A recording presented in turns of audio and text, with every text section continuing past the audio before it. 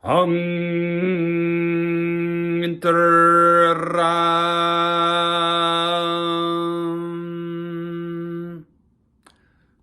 Hatep, Uncle Chisinab. This is your brother Kepra coming at you again. Tonight I want to talk to you about the Egyptian Book of the Dead, also known as the Perdim Heru and Ger, or the Book of Coming Forth by Day from Night. Now, the Book of the Dead, or the chapters of Coming Forth by Day from Night, is a funerary text, and they were not in so-called use until the New Kingdom, right? So there are various forms of funerary texts. Like, for instance, you have the coffin text, which actually precedes the Perdim Heru, or the Book of Coming Forth by Day, and that goes back to the Middle Kingdom. And then you also have, even preceding that, are the pyramid texts. They go all the way back to the 5th dynasty in the Old Kingdom.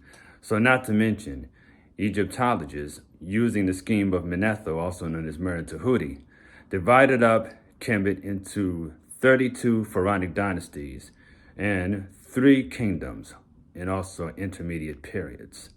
And this is how they were able to keep the chronology of the Cometian tradition, or at least in the Egyptologist way of methodology.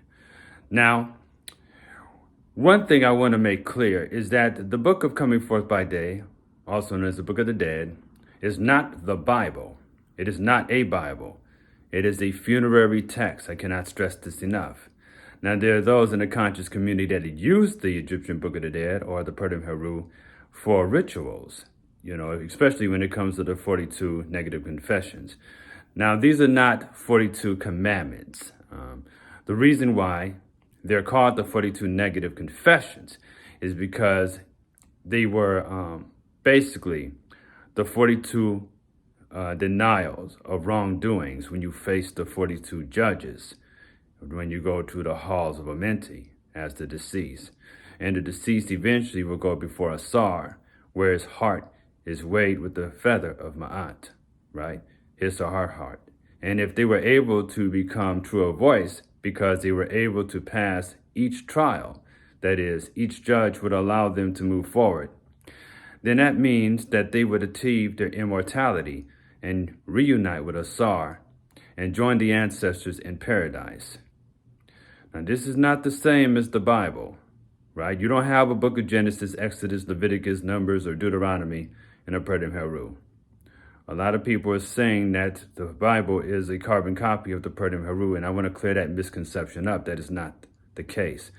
There were other forms of literature and ritualistic literature besides the Perdim Heru, or the Book of Coming Forth by Day. You also have like the works of Amenhotep, which actually you can line up with a lot of your proverbs, and which were said by King Solomon in the Bible. This is true. But again, that does not make the Perdim Heru the Bible. So it's not a book of prophecy, and it's not a book where they're talking so much about instructions on how you should live your life, as much as there are spells in which the deceased were to know as they traverse the Duat and then eventually enter the halls of Amenta and go before Asar. Now, there are many who actually utilize the Perdim Heru Imger today, and I'm not telling you not to, but I want you to pay attention to the fact that it's not so much a book that you can quote from. It was not meant to be used as a gospel type text and preached. And another thing that must be recognized is that the most popular Perdim Heru, or that is Book of Coming Forth by Day, aka Book of the Dead, is the Papyrus of Ani, made popular by E. Wallace Budge, and is found in the British Museum.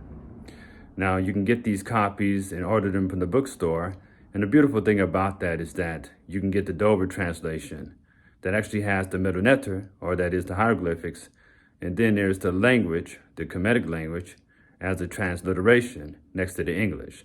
So for those who would like to get an understanding of what the Egyptian ancient Cometian language may have sounded like, Wallace Budge actually does a pretty good job. Now, there's a few mistakes, but it's up to you as the individual to study and go beyond those mistakes and even make corrections, because now there's even more information that are available to us today.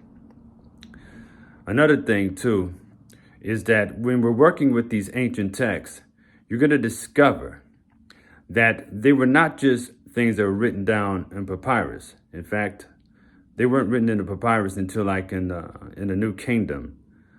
But you'll also see where they had all these writings on coffins and in temples and within the tombs, because it was meant for the deceased to be able to read them and recite them, which is why his mouth was open, so that he can recite these utterances as he had traversed the Duat. It would not be held back by a guardian. There'll be more on this in the future. But anyway, hope to talk to you more about this subject matter, and there will be further discussion about this. Until then, you have a blessed time with your life. May you live in truth and prosperity. Hatapu Ankucha Seneb.